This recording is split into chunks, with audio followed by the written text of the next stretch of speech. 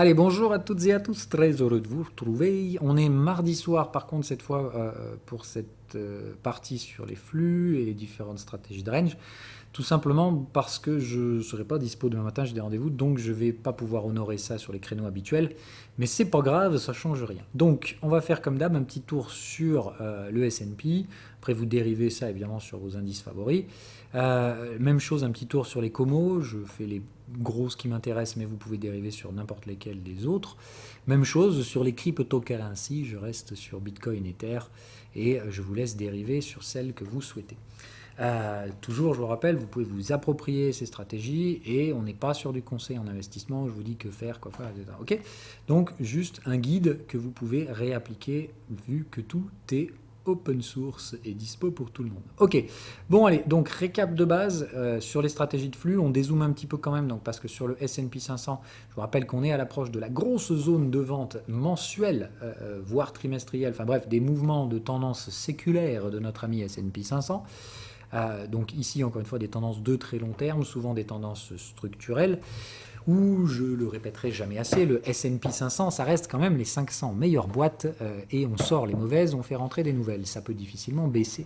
Donc bref, on a des tendances de fond séculaires, dopé en plus à la dilution monétaire, mais bon, ça c'est un autre sujet. Bref, là on en est où de toute façon on a tous les éléments de gestion du risque qui vous montrent que c'est plus possible d'acheter. Vous avez un momentum en exit, donc ça vous dit clairement arrêtez d'acheter, hein, c'est finito. On a les targets de break, etc. Ça n'empêche pas le risque de la parabole to the moon bro, etc.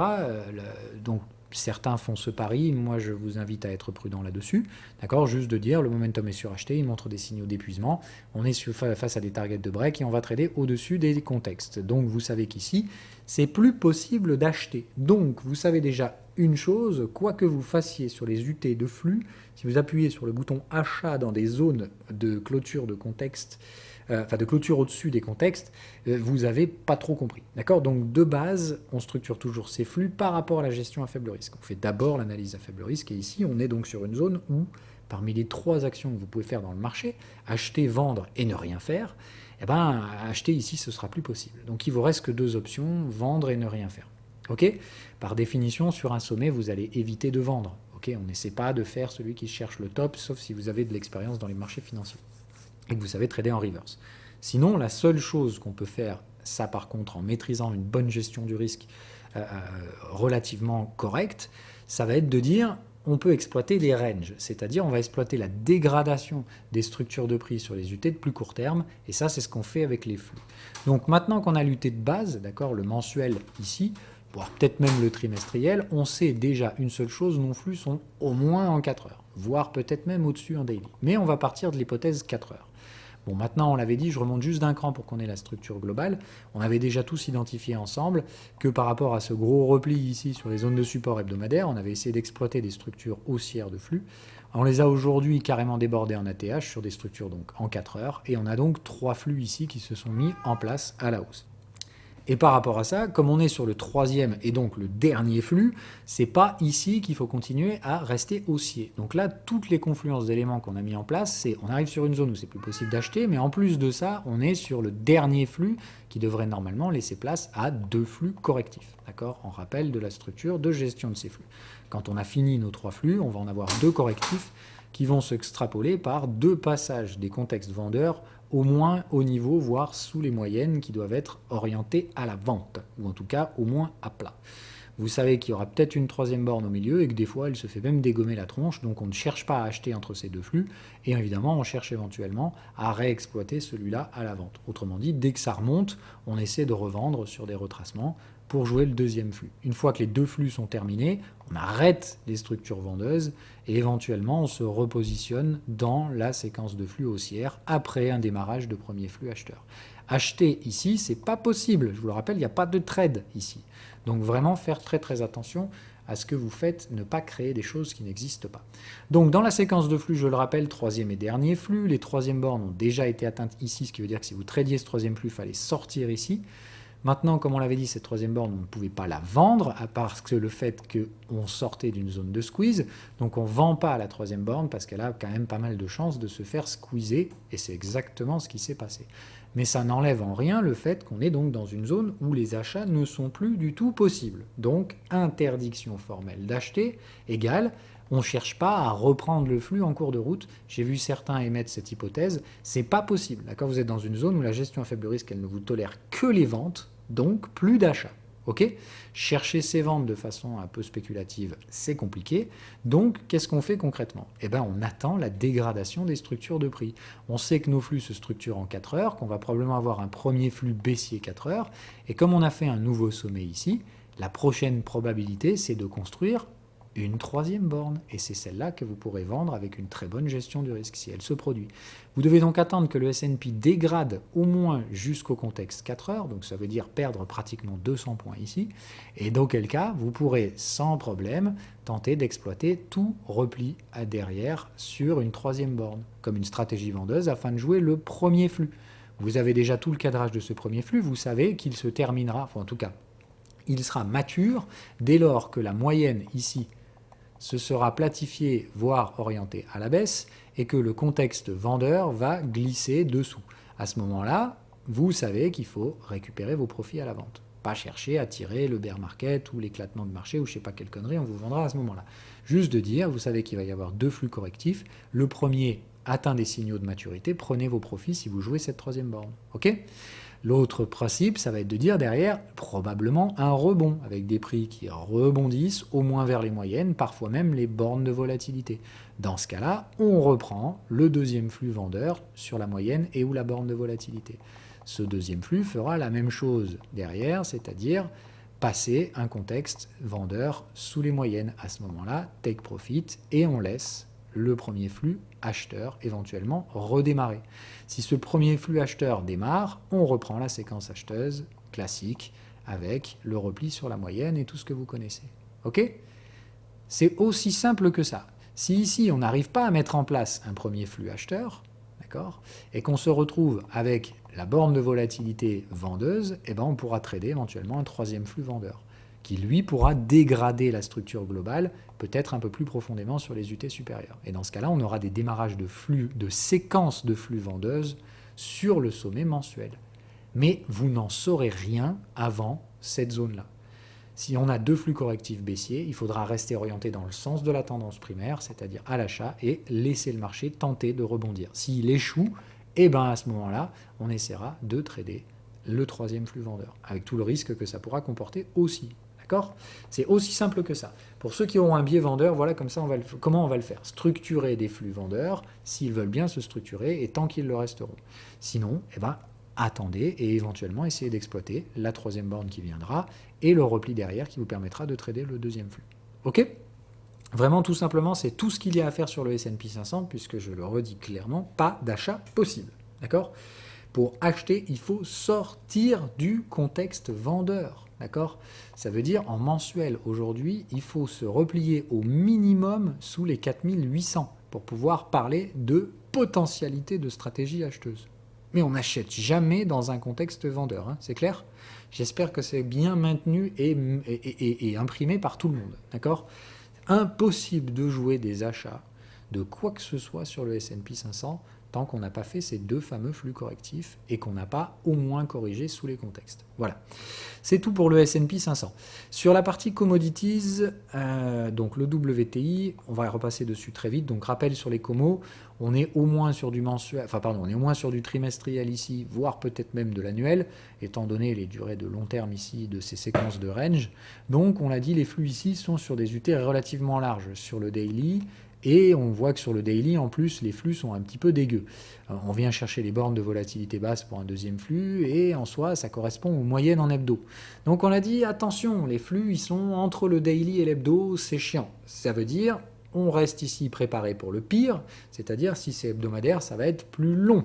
Et c'est un peu ce qu'on a vu. Par exemple, sur Silver, WTI, même Dada, on a les mêmes structures partout. On aurait pu faire un premier flux éventuel en hebdo, et dans ce cas-là, attention éventuellement au redémarrage du deuxième flux, mais sur cette UT hebdomadaire. C'est les mêmes niveaux de validation et de confirmation ici, de confirmation d'ici, puisqu'il faut déborder les 126.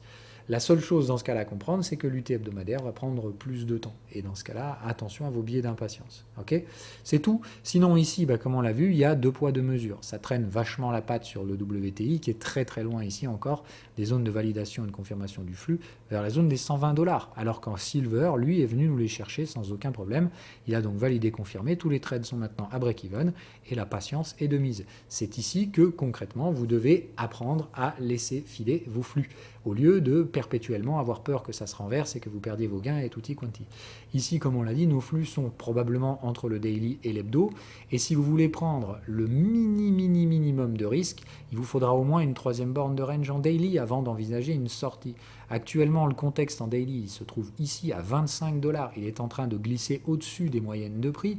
Je ne vois pas le moindre intérêt de s'inquiéter. Au contraire, rappelez-vous, dans votre structure de flux, les moyennes doivent passer sous les contextes. Donc ce que vous avez ici, en admettant que le flux soit daily, vous avez une confirmation du lancement de ce flux, avec des contextes qui sont en train de passer au-dessus de la moyenne qui est ascendante. Vous avez tous les signes que le flux se passe très bien. Arrêtez de flipper. Tant qu'on ne vient pas chercher et renverser cette mécanique sur le contexte, restez acheteur, point barre. Voilà. Très simple, pas besoin de compliquer la musique. Si on le fait sur l'UT hebdomadaire, le contexte ici est encore loin d'avoir validé, mais on a déjà franchi le sommet précédent. Autrement dit, on a atteint ce niveau de maturité. Le prochain, c'est celui-ci. C'est-à-dire, vous devez voir normalement, après le débordement du sommet, le franchissement des moyennes par les contextes. Autrement dit, vous devez voir ce contexte qui va se décaler d'ailleurs à la fin du trimestre, donc à la fin du mois, et il va se rapprocher probablement de la moyenne, ce qui nous invite à penser que le prochain trimestre sera probablement lui aussi haussier. Voilà. Donc, laissez porter, comprenez qu'on est donc entre le daily et l'hebdo et que vous n'avez pas de raison pour l'instant de statuer d'une maturité avancée tant que les moyennes ne se sont pas déplacées au niveau des contextes. Et vous voyez qu'à mon avis, on a donc encore quelques trimestres de hausse à venir sur Silver pour l'instant. Et vous ne devez pas vous inquiéter du reste. Il y a toujours la probabilité qui n'existe pas à 100% que tout se repète la gueule et qu'on revienne stopper vos trades à break-even. C'est possible, mais si vous commencez encore une fois à voir toujours le verre à moitié vide et de toujours imaginer ce qui pourrait mal se passer, c'est aussi la meilleure façon d'arriver à se justifier de sortir trop vite d'un trade qui pourtant se passe jusque-là très bien. Ok ?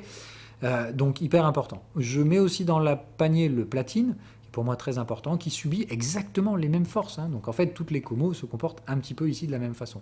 Ces mêmes biais entre le daily et l'hebdo, où on ne sait pas trop, c'est un petit peu brouillon, ça traîne vachement la patte, mais on sent bien que de toute façon, tout le monde va faire comme Silver et va aller chercher sa résistance. Sur le platine, on parle quand même de remonter à 1350. On est en train de trader 950. On parle quand même de prendre 40% sur le prix du platine.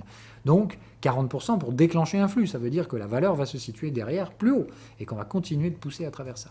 Donc vraiment attention encore une fois à ici comprendre la mesure de ce que ça annonce. On parle quand même donc de choses ici assez importantes en termes de déplacement de valeur. Donc on fait gaffe, on sait que du coup il faut être patient et tout ça, voilà. Donc attention à vos unités de temps, mais pour ma part, toutes les comos vont plus ou moins dans le même sens pour l'instant. Allez, les cryptos pour terminer, mais ici ça va aller relativement vite. Donc sur Bitcoin, rappel, on est sur des tendances de long terme séculaires sur les UT mensuelles, où ici donc concrètement succession de creux et sommets ascendants sans structure évidente, puisqu'on a tout simplement cette cyclicité un peu de 4 ans, et on continue toujours de faire des creux et sommets ascendants. En témoigne ce qu'on a donc fait ici, un nouveau plus haut qui valide le précédent plus bas en structure ascendante. Donc on est au moins sur du mensuel ici. On a dit qu'on séquençait nos flux en 4 heures. Je me mets juste sur l'UT supérieur ici pour vous montrer les départs. Donc le premier départ de flux, le deuxième très long, très punchy dans lequel on est actuellement, qui a fait un sommet là. Et on avait noté tous ensemble la forte probabilité, où je vais juste donner mon petit doigt mouillé, de coller une pattern de Wyckoff, étant donné l'inintérêt total de cette zone spéculative sur l'ancien sommet. C'est exactement ce qui s'est produit ici, donc cette grosse structure de range complètement plate, le fameux spring en tentative de cassure, dont on avait vu les alertes de volatilité. Bon, concrètement pour moi ici, ça avait été une petite stratégie d'achat pour jouer cet excès baissier, avec tous les risques que ça comportait à ce moment-là. On l'avait dit, de toute façon, il y avait bien deux choses qui pourraient se produire. Soit on avait bien une structure de Wyckoff, on allait retourner dans le haut du range, où il faudrait récupérer une partie des profits et se laisser porter sur le reste avec un stop à break-even. C'est donc personnellement exactement ce que j'ai fait. Ok, acheter là, sécuriser ici et maintenant c'est break-even. Voilà. Donc si ça retombe, on sait une chose sur la partie Bitcoin et c'est la même sur Ether, c'est qu'on achète les bornes de volatilité basse. Si Bitcoin chute 47 000 $, vous devez avoir des ordres d'achat par là-bas. Même chose pour notre ami Ether. Donc là, vous avez une autre alerte de volatilité qui arrive depuis quelques jours sur Bitcoin. Ça y est, tout le monde a les chocottes. Bon, encore une fois, il y a une vraie pattern de Wyckoff qui a été construite absolument parfaitement, qui retourne dans le haut du range et elle produit ce que vous connaissez de base normalement, ce qu'on appelle le sign of strength, c'est-à-dire un petit range qui se constitue sur, autour, voire en dessous de la résistance, c'est exactement ce qu'on est en train de faire, mais normalement la sortie haussière de ce range met fin à la pattern. C'est donc la dernière étape avant normalement la sortie haussière. Donc si on est bien sous l'égide d'une structure de réaccumulation de Wyckoff, on va sortir par le haut de ce bordel. Ça veut dire rechercher un nouveau plus haut, étendre le deuxième flux, jusqu'à ce que, là encore, comme sur le S&P 500, ça fasse une troisième borne. Dans ce cas-là, ici, vous pourrez éventuellement arbitrer à la vente, et peut-être seulement après, on viendra dans ce cas-là chercher ces bornes de volatilité plus tard. Ok ? Donc, il y a cette éventualité-là, tout aussi probable que le cas où cette alerte de volatilité, elle nous dump tout le bordel à 50K, où vous devez acheter les yeux fermés. Ok ? Et donc, on est où aussi ? Eh bien, vous comprenez qu'on est toujours à mi-chemin, c'est-à-dire qu'on est en train ici de gérer l'indécision. On ne sait concrètement pas où ça va, le marché est paumé, et vous avez les 10 heures de bonne aventure sur les réseaux sociaux qui vous disent que c'est ça qui va se produire. Non, c'est clairement ici, on ne sait pas. C'est le flou total. On a d'un côté une structure de Wyckoff franchement respectée et mature qui plaide pour un biais haussier qui me semble, somme toute, plutôt réaliste, mais on a aussi des alertes de volatilité et des ordres d'achat en attente sur cette borne de volatilité basse pour jouer un troisième flux haussier derrière. Donc, si ça tombe, on achète. Si ça achète, on ne rachète pas, on se laisse porter et on attend tranquillement plus tard le repli sur la borne de volatilité qui devra intervenir de toute façon à un moment donné. Si je schématise sur Ethereum, c'est exactement la même chose, sauf qu'ici, on n'avait pas la pattern de Wyckoff, mais très sincèrement, pour ma part, j'ai acheté à la fois Bitcoin et Ether. Les deux ont rebondi, d'ailleurs vous avez vu que Bitcoin a rebondi beaucoup plus vite, mais Ethereum, malgré son retard, qui faisait encore chier tout le monde, s'est bien empressé de faire la même chose, c'est-à-dire rejoindre le haut de range, où là encore, gestion du risque, et on attend. Sur Ether, c'est pas bien compliqué, c'est la même chose. Soit on repart à l'achat ici, on va faire un nouveau plus haut, et on gère de la volatilité, peut-être la TH est éventuellement sur cette forme-là, mais en attendant, on ne va pas non plus se compliquer la musique. Sur Ether, on attend avec des ordres d'achat à 2005 et point barre. Voilà. Tout comme on pourrait attendre 47 000 sur Bitcoin, on attend 2005 sur Ether, et si ça fait un nouveau sommet, eh ben on repart pour relance du deuxième flux, avant une troisième borne et un repli vers la borne de volatilité qui nous permettra d'acheter. D'accord ? C'est hyper important que vous compreniez ça. On est ici en train de travailler le même range à plat et on ne sait pas du tout ce qui va se produire. Tout le monde y va encore une fois de sa petite boule de cristal sur les réseaux et ça m'inquiète dramatiquement. D'accord ? On est prudent, résilient, on suit la stratégie telle qu'elle est. C'est tout. Vous devez attendre sur ces bornes de volatilité basse et éventuellement laisser le sommet se former s'il va plus haut. Vous ne devez pas essayer de suivre ce bout de marché-là, puisque normalement nos flux ont été interrompus sur ces zones-là. L'achat éventuellement du bas de range ne pouvait être fait que par le timing offert par Bitcoin sur cette structure de Wyckoff, et c'était clairement risqué. Voilà. Pour toutes les autres cryptos, je fais un tout petit point rapide puisque j'en ai vu certains me raconter n'importe quoi sur Solana. Donc on fait attention, hein, Solana, quand vous faites la gestion du risque en mensuel, il n'y a rien du tout. D'accord ? Donc quand vous me parlez de flux 4 heures, machin, je sais pas quoi sur Solana, vous avez un big fucking range sur lequel on voit même pas le contexte acheteur tellement il est bidon. Ça vous dit encore une fois qu'il y a une énorme asymétrie sur la volatilité de ce prix. Autrement dit, entre le bas du range et le haut du range, il y a tellement d'amplitude sur le prix que ça ne doit vous réveiller qu'une seule chose, attention les gars, ça pue la merde. Donc, je vous l'ai déjà dit, Solana, si vous voulez utiliser des modèles de valorisation dessus, c'est le vide juridique. Il n'y a rien d'autre sur cette chaîne que des pertes astronomiques en termes de dépenses de sécurité. Et vous avez un CEO qui vous raconte des conneries astronomiques pendant des live streams.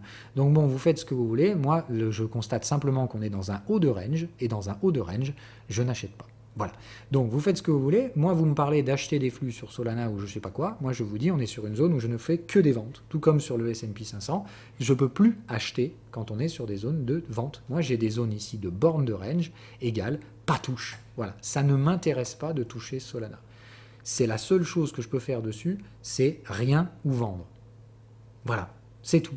Donc, les flux acheteurs sur Solana, navré les amis, c'est pas possible. Ça nécessiterait, pour ma part, à ce stade-là, de présumer de l'existence de tendances. Il n'y en a pas.